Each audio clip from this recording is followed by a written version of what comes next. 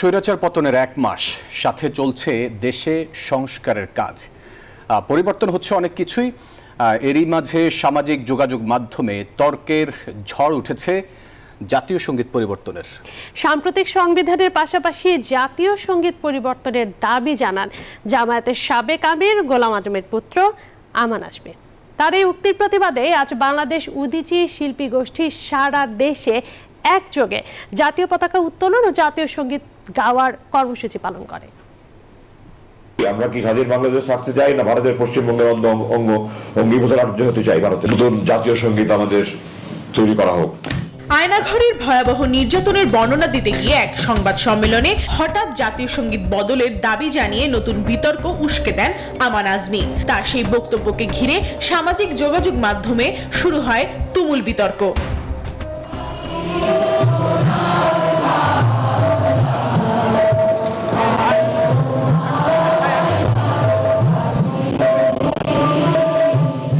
এর প্রতিবাদে সমবেত কণ্ঠে জাতীয় সঙ্গীত পরিবেশনা ও পতাকা উত্তোলন করেছে উদীচী শিল্পী গোষ্ঠী। সাংস্কৃতিক কর্মীরা বলছেন, ছাত্র জনতার গণ অভ্যুত্থানের মূল সুরকে বিকৃত করে মুক্তিযুদ্ধের চেতনার বিরোধিতা করা হচ্ছে। আমরা কেবল বলি আমাদের জাতীয় সঙ্গীত, জাতীয় পতাকা কারুর দানে পাওয়া নয়। যে বাংলাদেশের স্বাধীনতার বিরুদ্ধে বহু লোক আছে যারা চক্রান্ত করে তোমাদের শক্তিকে লুণ্ঠন করার চেষ্টা করবে। এনজিওর কিস্তি প্রথমবার বিকাশ পেমেন্ট করলেই 20 টাকা ইনস্ট্যান্ট ক্যাশব্যাক। তাদের অভিযোগ, সংবিধান, জাতীয় সঙ্গীত ও জাতীয় পতাকার উপর আঘাত হানতে শুরু করেছে একটি ধর্মান্ধ দল।